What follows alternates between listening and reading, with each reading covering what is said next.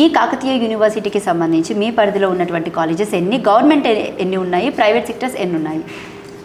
So Kakatiya university Osmania తర్వాత ఇది పెద్దదిగా చెప్పుకుంటున్నాము. ఇందులో 292 కాలేజెస్ మొత్తం private, aided and government college కలిపి ఉన్నాయండి. ఇందులో ప్రైవేట్ కాలేజీలు వచ్చేసి 217 ప్రైవేట్ కాలేజెస్ ఉన్నాయి. గవర్నమెంట్ అండ్ ఎయిడెడ్ కాలేజెస్ వచ్చేసి 75 ఉన్నాయండి. రైట్. అయితే స్కాలర్షిప్స్ విషయానికి వస్తే ఏం చెప్తారంటే, స్టూడెంట్స్కి స్కాలర్షిప్స్ రావట్లేదు కాబట్టి ఎగ్జామ్స్ డిలే చేస్తున్నారన్న మాట అయితే బయట వినిపిస్తుంది. దీని గురించి మీ కామెంట్ ఏంటి? అంటే మేము పోయిన నెల అంటే ఏప్రిల్ 21 నుంచి మాకు అకాడమిక్ షెడ్యూల్ ప్రకారంగా షెడ్యూల్ ఇచ్చాము, టైం టేబుల్.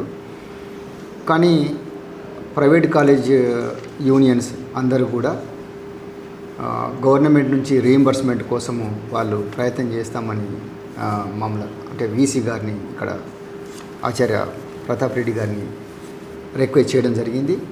సో అందులో భాగంగా వాళ్ళందరూ కూడా గవర్నమెంట్ కలవాలని ఆశిస్తున్నారు. కాబట్టి అక్కడి నుంచి మాకు త్వరలోనే వస్తుందని చెప్పేసి కొంచెం మాకు ఇది చేయండి అని చెప్పేసి అన్నారు. కొంచెం కోఆపరేట్ చేయమండి, ఒక వీక్ డేస్ పోస్ట్పోన్ చేయమన్నారు. సో దాంతో ఏమైంది, ఎందుకనంటే అప్పుడు only government and aided colleges only 75 colleges మాత్రమే పే చేసినాయి. కొన్ని ప్రైవేట్ కాలేజ్, చిన్న చిన్న ప్రైవేట్ కాలేజెస్ వెరసి మొత్తము 103 కాలేజీలు పే చేశారు స్టార్టింగ్. ఇది అవుట్ ఆఫ్ 292కి 103 కాలేజెస్ మాత్రమే పే చేశారు. సో అంటే ఆల్మోస్ట్ 30% మాత్రమే ఉంది. దీంతో మిగతా పిల్లల భవిష్యత్తు ఏంటి, మరి మేము ఎగ్జామ్స్ కండక్ట్ చేస్తే అని చెప్పేసి మేము మళ్ళీ ఫర్దర్ ఒక 1 వీక్ మేము పోస్ట్పోన్ చేద్దామని అనుకున్నాము. ఎందుకంటే పిల్లల భవిష్యత్తుని దృష్టిలో పెట్టుకొని. రైట్. సో ఫర్దర్గా ఎగ్జామ్స్ మళ్ళీ ఎప్పుడు కండక్ట్ చేయబోతున్నారు? అండ్ లాస్ట్ సెమిస్టర్స్ ఎప్పుడు జరిగాయి? బ్యాక్లాగ్స్ ఎప్పుడు జరిగాయి? బ్యాక్లాగ్స్ అంటే లాస్ట్ 135 మేము రిజల్ట్స్ ఇవ్వడం జరిగింది. దాని తర్వాత ఇప్పుడు 246 ఇప్పుడు ఈ అకాడమిక్ నుంచి పెడుతున్నాం కదా. అంటే బ్యాక్లాగ్స్ అంటే ఇప్పుడు మేము ఏం చేస్తున్నామంటే లాస్ట్ 135కి మాకు ఆల్మోస్ట్ 25 to 30% కొంచెం తక్కువనే రిజల్ట్ రావడం జరిగింది. కొందరు పిల్లలు ప్లస్ కాలేజీ యాజమాన్యాలు, కొందరు లీడర్లు, అంటే కొందరు ఈవెన్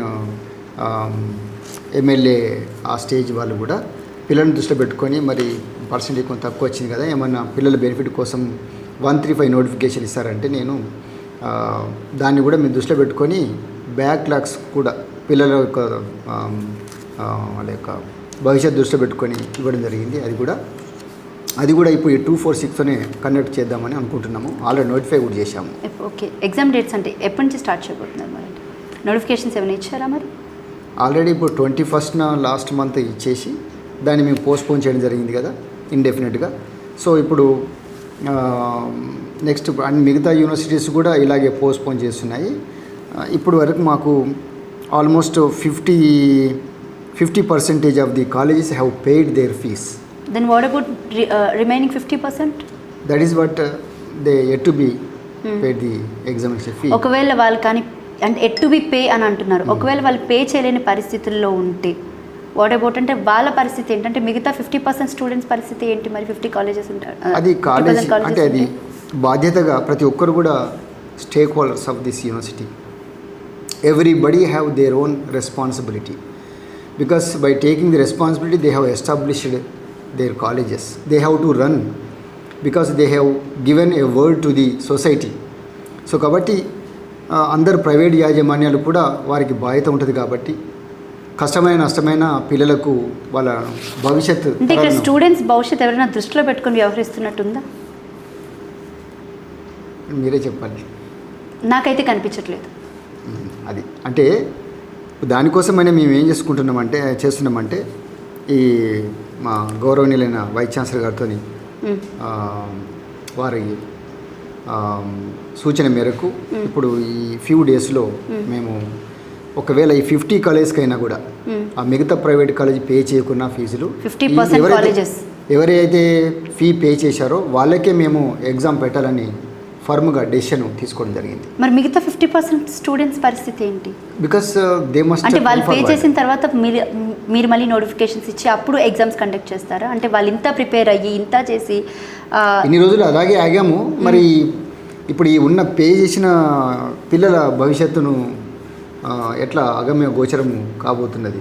సో కాబట్టి కనీసమైన వాళ్ళు యాజమాన్యాలు మేలుకొని వాళ్ళు పే చేస్తారని ఆశిస్తున్నాం మేము ప్రస్తుతానికి. ఎందుకంటే ఇంకా మేము షెడ్యూల్ ఇవ్వలేదు. ఒకవేళ మేము షెడ్యూల్ ఇస్తే బహుశా వాళ్ళు కూడా పే చేస్తారని ఆశిస్తున్నాం ప్రస్తుతానికైతే.